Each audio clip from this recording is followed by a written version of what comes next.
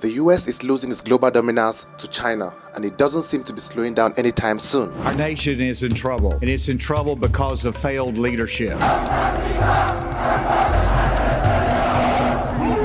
Are the wars we see today, from Gaza to Ukraine, a sign of decline of American influence and power in the world? 37.9 million. That's the number of Americans currently living in poverty. The relationship between China and Africa has been growing in recent years, with African countries signing numerous collaborative agreements with the Asian economic giant. It is no secret that the US has recently been making very big global mistakes, and it seems to be costing them a whole lot globally. Reason why China has been taking advantage of that and might just take over the global hegemony from the USA very soon. And I'll tell you the reason in this video. First, to understand the shifting global dynamics, we need to look at the emergence of BRICS, made up of Brazil, Russia, India, China, and South Africa, which even added more members to the group earlier this year, including Saudi Arabia. And all these countries in the BRICS are rapidly growing in their economic and political influence. For China to take over the global hegemony will not be an easy task. China has its own problems, just like the USA has its own problems.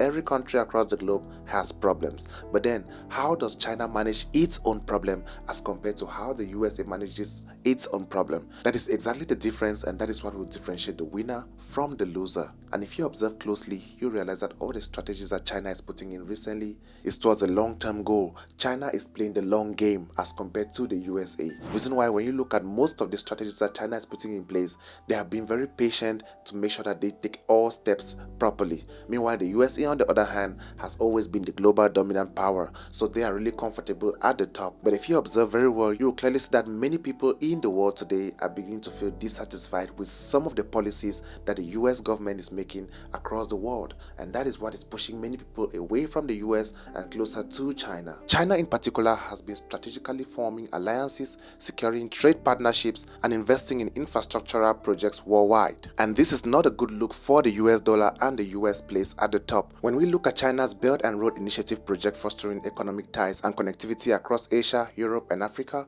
it seems like more countries are beginning to trust China even more and want to do business and transactions with them, and is strengthening economic cooperation while reducing dependence on the West. And if you have been following the news, you'll notice that some countries have recently started moving closer to the Chinese yuan, just like Nigeria, who have recently been looking to preserve the value of its currency via the adoption of the Chinese yuan in order to make the Chinese yuan an official foreign exchange reserve currency alongside the US dollar.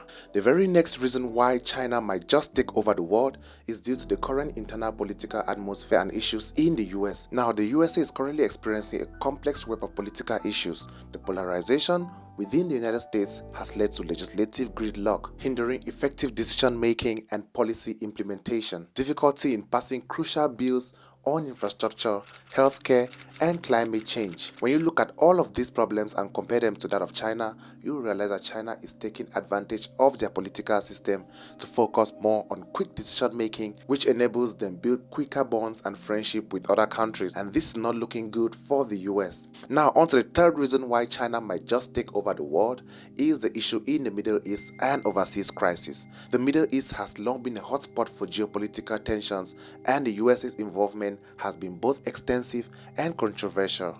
China, on the other hand, has been strategically expanding its influence, particularly in regions with vast resources. Recently, the Israel and Yemen issue has got many countries in the Middle East and beyond wanting to turn their backs against the US and move towards China. In most cases recently, when there is a conflict, China always tries to abstain from picking sides which could cause more trouble, and it is decisions like these that are making more and more countries to build more trust with China rather than with the USA. Now, China's partnerships with the Middle Eastern countries, strategic energy investments, infrastructure projects, and diplomatic ties are definitely contributing to building China's power even more. But on the other hand, the US's military engagements, the cost of overseas military interventions, and all these issues which the US gets into other countries across the globe is definitely impacting the relationship between the US and other countries, and of course the US government and their citizens, which is definitely making it difficult for the United States to stay on top with all these troubles left and right. And of course, the wars are usually a very big issue, reason why more and more countries seem to be shifting away from the USA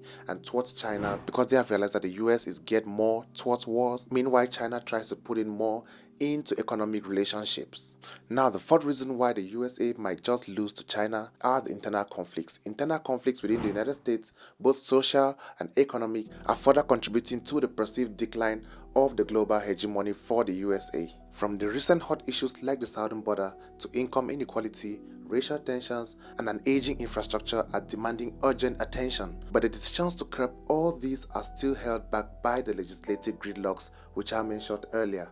And of course, so many US citizens seem to be tired of the government spending much more money out of the US. Now, China, on the other hand, is not really an immigrant country, and their decision making in such situations is much faster, and the general income level in China is relatively lower in some cases than in the US. But due to the multiple quick decision making here in China, more Chinese citizens are now getting into the middle class here in China because the government is putting in place policies that is helping all the citizens. Now, the fact that the government of China actually puts in a lot of funds into infrastructural development, transportation networks, and public facilities is definitely impacting the quality of life of the citizens here in China. It doesn't matter how much a citizen earns. Now, all these factors are making it easier for China to develop and build stronger internally before they can move out to other countries to be able to build global and economic ties, which is definitely threatening to the US. Now, for the fifth and the last point, economic competitiveness. China's rapid technological advancements and emphasis on innovation are positioning it as a formidable economic rival on the global stage. And I'm sure you all can see how China has been investing in emerging technologies, and China's dominance in areas like artificial intelligence, 5G, and renewable energy is definitely one to reckon with, and this is definitely making the US feel fear. The US needs to invest in education, research, and development to maintain a competitive edge. China is taking full advantage of the future, reason why I believe in the next coming years China might just be in charge. Now, although all of these points clearly shows that the USA is falling behind and China seems to be taking over on the global stage, here is how the USA can still stay on top or of course work with China for global success. While it is essential to acknowledge the challenges that the US is facing, it's also crucial to discuss strategies for the US to make all of these situations better, not just for the US government but for all the citizens of the USA, and strengthening international alliances. Investing in education and innovation and addressing internal issues are key steps to making sure that the USA stays afloat, which is why the USA needs to begin the strengthening of global partnerships, rebuilding alliances, and promoting international corporations, just like China is doing currently. And this is very important for the future of the global hegemony for the USA. And here's one fact, guys: if you want to take over the world, the first thing you need to do is to build your internal strength.